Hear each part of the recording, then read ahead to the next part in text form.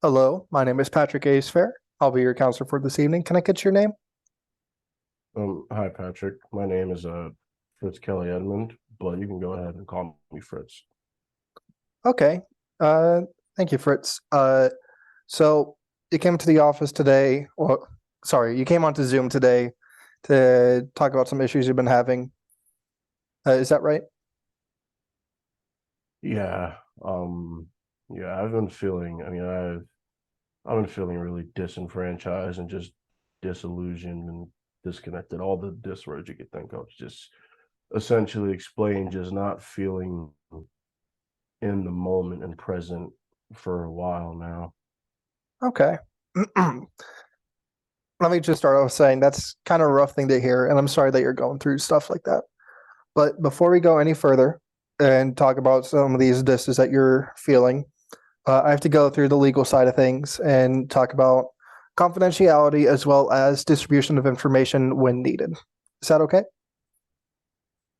Fine with me. So, at any point during this explanation, you can comment or ask me a question as you see fit. If you can, try and wait till the end just so I can explain everything, and then you're able to hit me with anything. So, when it comes to confidentiality, anything said in this room will stay in this room. Kind of like Vegas rules, anything that happens there stays there. Uh, very simply put. Now, if there is anything that I need to distribute information for, such as any legal case or any uh, documentation that would be needed in a setting like that, I will have to distribute that. But I will also I will alert you prior to that. Uh, Following that is the interactions outside of these meetings. You will have my cell phone if needed for emergencies only, as well as you have my email. I'm more on my email if you do try and contact me. Uh, but I will primarily work 7 to 7 most days, 2 hours before, 2 hours after. Sorry, it looked like your screen froze up a second. You okay? All right, am I good now? Yeah, I see your hand waving. Okay, thank It you. Yeah, just looked paused to me. I understood all that. Thank you. And if you were to interact with me, like if we saw each other in person, like at a store or on the street or anything, uh, I would not initiate any conversation with you as to withhold confidentiality because I don't want to reveal my position in your life, but you may reveal my position in your life on your own standing. So if you wish to initiate a conversation with me, and as I said in the store or on the street, you can come up to me, but I will not come up to you to start anything. Okay, I understand. Thank you for explaining that. Any last second questions before we get going? No, that was all pretty solid. I was able to understand. Thank you. Okay. If I do go too fast, please let me know to slow down. Normally with Zoom, or just with generally any form of telehealth, we want to do like longer sessions to really get to know to get to know our clients. But because it is our first session, we'll try and go for 25 to 30 minutes. Normally we do 50 to an hour, but for the very first one and just introductions, I want to try and keep it short. Okay, I understand. Okay. So you already mentioned what brings you in today. You've been feeling a lot of disenfranchised, dysregulated, uh, just disappointed in your own position, I would say. Yeah, kind of disillusioned, disenfranchised, all those, those two mainly just disillusioned and disenfranchised. Um, this is gonna be a bit straightforward, but do you know where this would be like stemming from? Like what the origin of these feelings? I don't know. I mean, if I were to like try and pinpoint it, I mean, it's probably coming from work, probably. I mean, I don't think it's coming from school. I mean, I'm doing really well. I have a 4.0 in my grad program right now. I'm doing good for myself. I'm doing all right. I just got engaged. Our my tail off to get engaged, but I got engaged in August. Um, actually, just a little over a month ago, I got engaged. Um, I, it has to be work, right? Yeah, I think so. So from what you've been telling me, 4.0 in school, which is amazing to hear. Are you in your undergraduate or your graduate program? I'm in my grad program. I'm in a grad program. Very nice. I know some of those programs do get difficult as like time goes on. And congratulations on getting engaged. You must feel very happy and feel like very fulfilled, knowing that there's another weight off the shoulder. Thank you. It was very hard getting engaged because like when I started the year, I said, you know what, I'm going to propose to my girlfriend at the time, girlfriend this year. And when I started the year, I had like a little under $1,000 to my name. So I said, you know what, I'm going to work. I'm going to give her like a fairy tale proposal, and I'm going to buy her like this several $1,000 ring, and it was just, but then I also wanted to get some work experience because it was in January and I was eager to start my grad program in this field. And I said, no, I'm going to get a job in the field, and I'm going to use the money from that job to kill two birds with one stone, get experience, get engaged. And I mean, I did it. And I got a couple other jobs that would like pay for housing and pay for a bit of tuition and this, that, and the third. And I mean, I guess it got the job. Like it got the job done because I'm engaged now. But you know, ever since I, ever since then, I mean, I just felt like disillusioned ever since I got engaged. Okay. So you keep mentioning work, and normally for people, work is like a very, very common source of stress, very common source of just disenfranchisement, as you've been saying, disillusion. Uh, Tell me about some of these jobs you've had, because you said they're in the field of interest. What is this field of interest? What are these jobs? And like, give me some like descriptions and experiences. So I have two jobs. I'm a graduate assistant over at the Student Success Center for my school.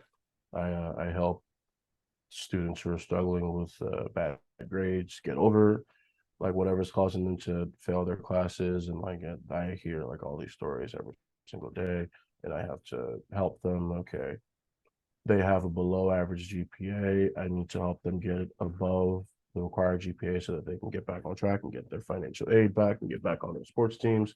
And I'm essentially a hero to these kids, which is good. That's what I want to do. I want to talk to people, hear their stories, and find a solution. At night, I work at a residential facility, working overnights for um, residential treatment facility for um, adolescent boys with severe like autism and and I'm the term's eluding me, but intellectual disabilities, IDDs is what is the acronym. Gotcha. Um, and that's where I work at night. And there was another job I had over the summer. I worked as a maintenance worker for my apartment complex. I essentially helped them like turn buildings. I helped with the plumbing, helped with the electricity, HVAC, all that stuff. Oh yeah. And then we had a deal. They pay me money, and I get to stay over there for free for the summer instead of paying, I think, $800 a month. I got to stay for free all summer, which was really good. But I had to work 8 hours a day, 40 hours a week, and like the heat and rain and all that stuff. So, I mean, yeah, it was grueling, but it also helped towards the engagement fund. So, yeah, Okay. So, did you have the overnight job during the summer as well? I did, and that was very brutal because I don't know if I mentioned this or not, but I also had grad classes over the summer. So I was working um 8 hours a day maintenance, 8 hours a day at a residential facility, 5 days a week. So that's 70 to 80 hours a week. Um, and while also taking grad classes. Some of those classes were 4 hours long, so it was tough. But I mean, I did work the overnights during the summer.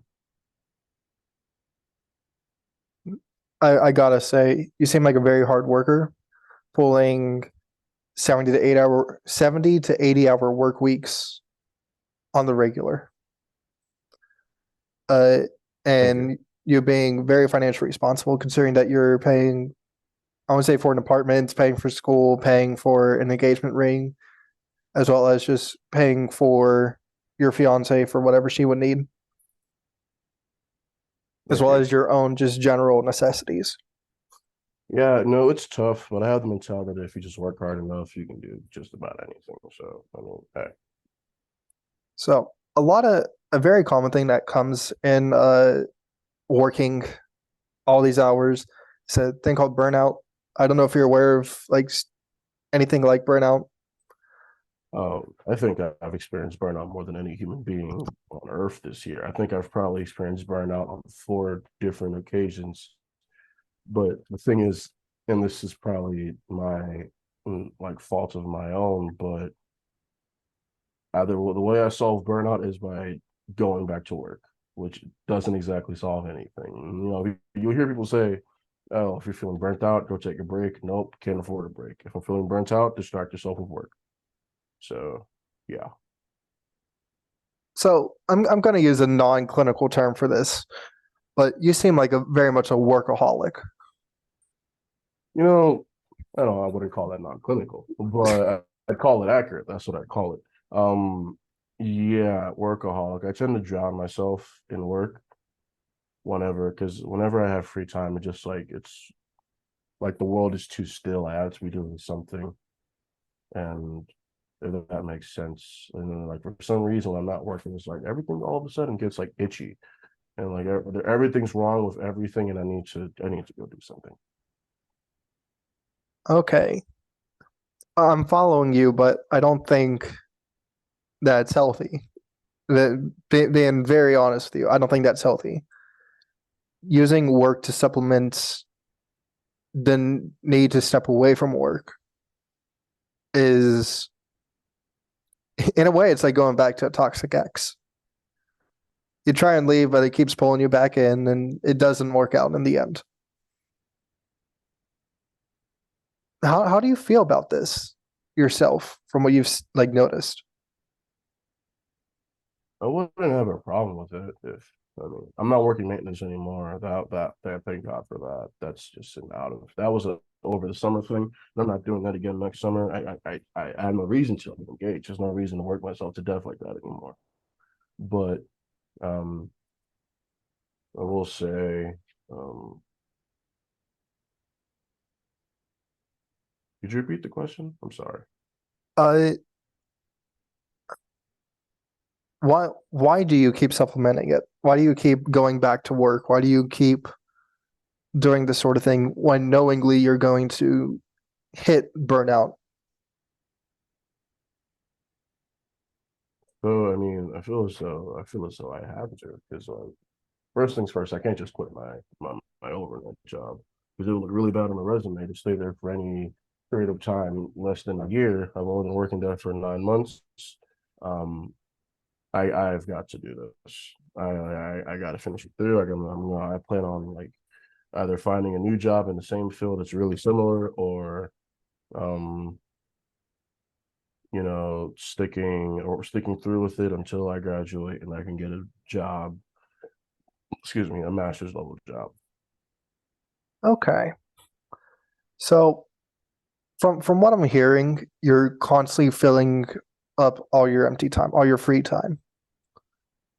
What do you do during your free time, or do you not have any? But when I do have free time, which I do now because I'm not working maintenance did swallow up a lot of time and energy. But because now that maintenance is out of the way, I only work 50 to 60 hour work weeks. Um, when I do have free time, I will probably catch up on sleep. Sometimes I'm not gonna lie to you, Patrick. I have periods where I go to sleep for 12 hours a day. Like I have a smartwatch that I use to track my steps and sleeping hours. And I think just last Saturday, I woke up and the clock said I was asleep for 11 hours and 35 minutes. And I was like, Jesus, I had no idea. Um, if I'm not catching up on sleep, I'm probably catching up on friends, family, whenever I can. Whenever I have a small increment of time between work and class or class and work and work, because I go from overnight straight to the graduate assistant job.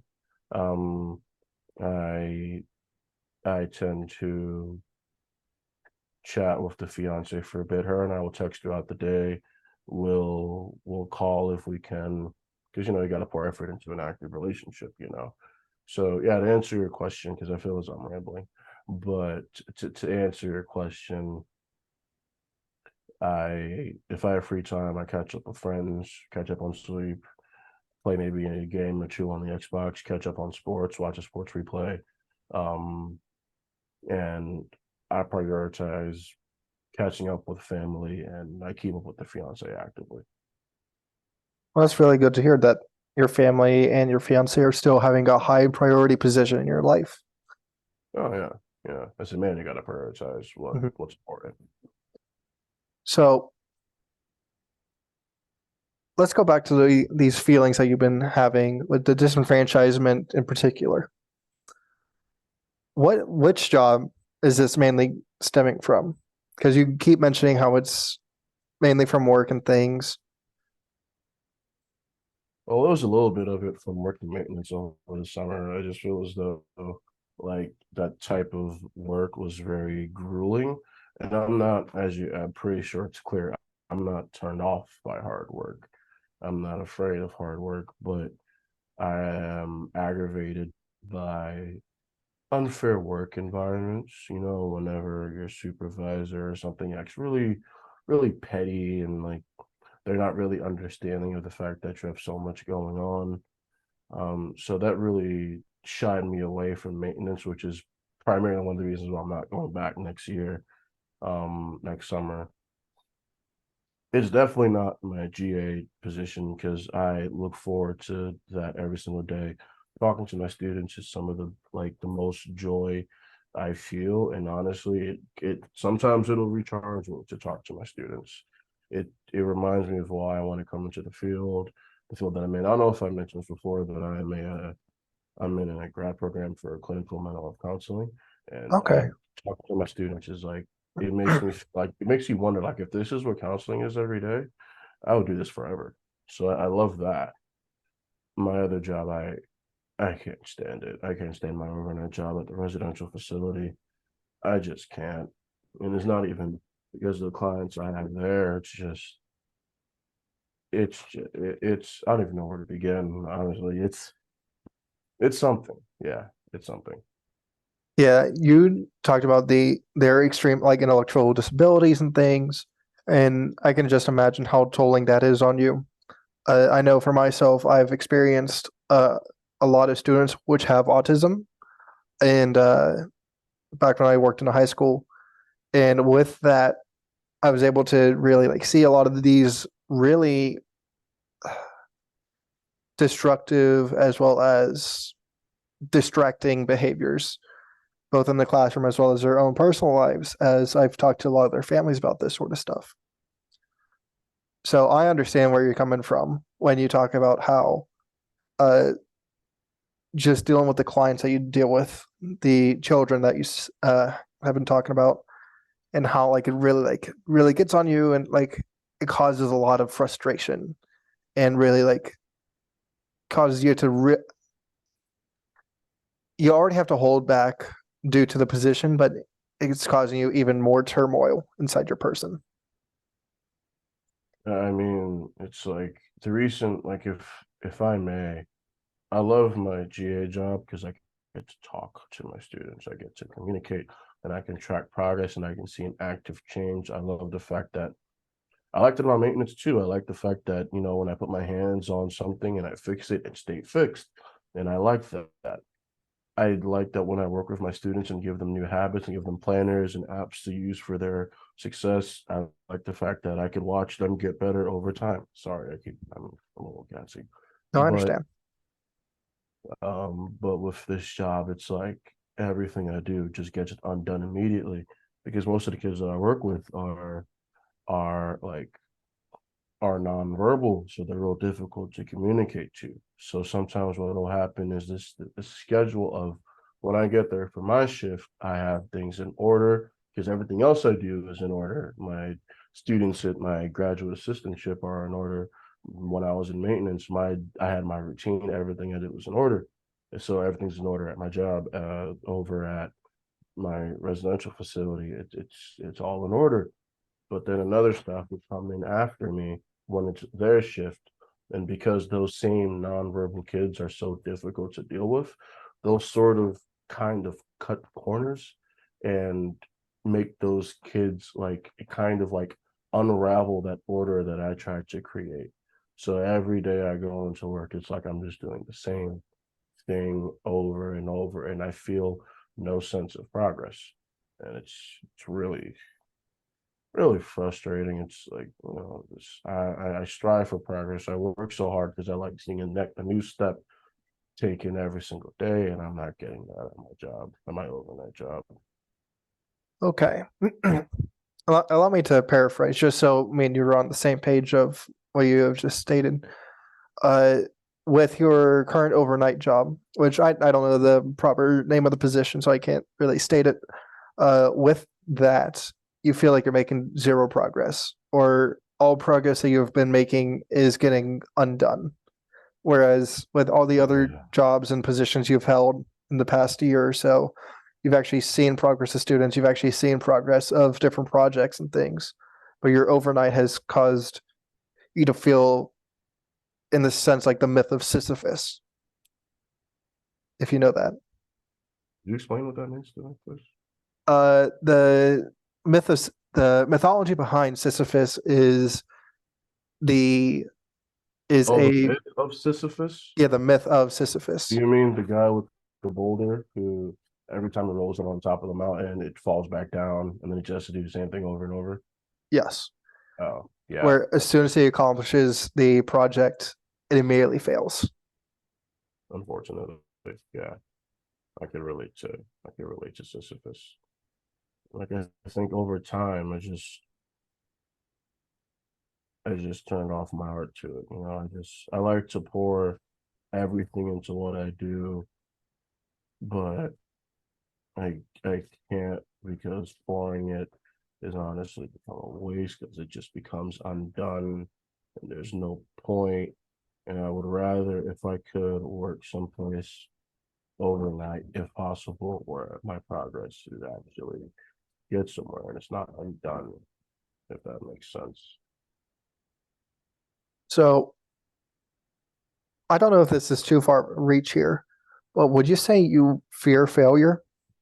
You want to see success, you want to see progress being made, but when it comes to failing at a project, failing at an assignment, or failing anything in these domains, you completely reject it and you desire an item that is not failure. I wouldn't say failure because I see failure as a chance to learn. Like recently, I've been applying for new jobs, and some of them I made like the top 25, top 10 of the candidates, and I still didn't get them because, more experience, freer schedule, stuff like that. I got beat by candidates who were better. So, you know what? That's fine. Cool. I'll rock with the punches. I played football for years. I know how to deal with the loss. That's fine. I could deal with failure.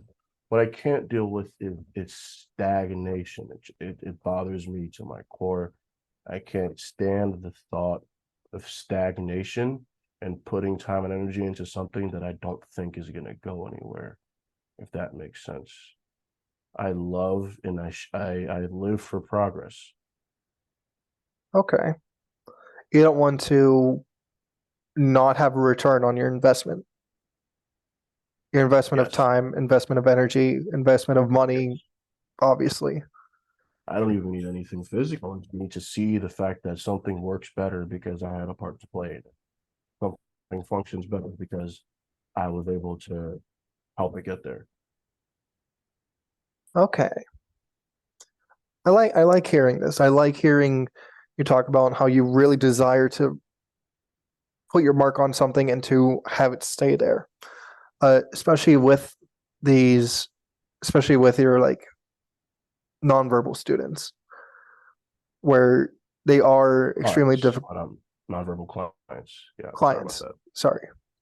Uh, with these nonverbal clients, you want to put your heart and soul into it, but every time you do, it just shatters. It breaks. You feel no progress. I mean, I still do. Those kids don't deserve any half-assed help. So I'm sorry for, but they don't deserve any like Oh, you're allowed. they don't deserve anything like that isn't the best. I still give them the best, but I leave work every day with the chip on my shoulder, knowing that all I did will not matter because when I come back, it's going to be a mess again. I don't mind cleaning a mess if I'm doing it once, twice, the third time, every single day, cleaning it, putting it back in place, trying to teach these kids good habits, trying to. I've been running psycho education groups for like 6 months now. After I was on the job for 2 weeks, my job recognized that I was really good at what I did. So they started giving me psychoeducation roles. I've been psychoeducating for 6 months and I try my best to teach them good habits, but because they're nonverbal, they don't really communicate with words, they communicate with actions. And because of that, they understand actions more than they understand words. So because of that, they know how to get through the day as opposed to learning how to get better, if that makes sense. And when other staff after I leave, just let them, just do what they want because they don't have the patience to learn how to just deal with them like I did, like I tried to. It just all the hard work I did, it just never stays, never sticks. I can understand that. Sorry. I can understand that. I don't know if it picked up the first time or not. I did. So you want your progress to stick. You want your work to actually stand out and actually make a difference. But due to your coworkers and due to the clients themselves, it causes a lot of issues. Now, Yes. the obvious answer I can give you is get a new job. You already said you're applying, which I I see that I hear and I understand that. And I understand that there's also a lot of difficulties and rejection that comes with it. But you also have to understand that you currently have another job that you're doing very well in. You see the progress in the students, you see the progress that you're making as a counselor, just even in your academics. Don't let that overshadow all the other parts of you. Look at yourself as a whole person instead of just a part and another part and another part. You're still greater than the sum of your parts. So once again, I'll state this very blatantly. It feels like you fear failure, as well as you fear stagnation, as you've already stated. Because you don't want it to be stale, you don't want to be null, you don't want to be numb. You want it to be progressing. You want the wheels to turn and not get caught in the cogs. For the most part. I mean, failure once or twice, cool, fine. Failure every single day gets a little frustrating. And instead of getting frustrated and providing subpar work, I guess in this session I've just come to realize that I just close my heart to it. I give them the utmost care and affection because those those are I think of them as I think of them as little brothers. I care about every single one of my residents and I give them the utmost care, but I just close my heart to it so that I'm not too bothered by the fact that it almost never goes anywhere. I think that's probably what's going on. Probably. Possibly. Well, I don't want to cut our uh, session short, but we are going to start closing up here in the next few minutes. So I think we made some good progress, and anything that we have still left over, we can go over for the next session. But for final remarks, I think you are a very honest and open person. You're very resilient to a lot of these things, as you've talked about your jobs, as well as you just talked about your general work experience doing 70 to 8 hours a week to still doing 50 to 60, which is more than just the average adult, like the average working 9 to 5 adult. Yeah, I mean, I hear it all the time, and I feel as though I should be proud of it. When I hear it, it's like, I mean, doing it. I think that's also me just being disenfranchised to the fact that, hey, I'm doing it, so like that's it. You know what I mean? It's like we're here, yay. All right. Well, we have about a minute and a half left of this session. Do you have any closing remarks or any Um, questions?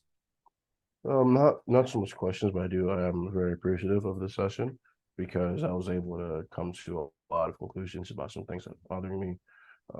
Thank you for having. No problem. Thank you for coming into the Zoom meeting.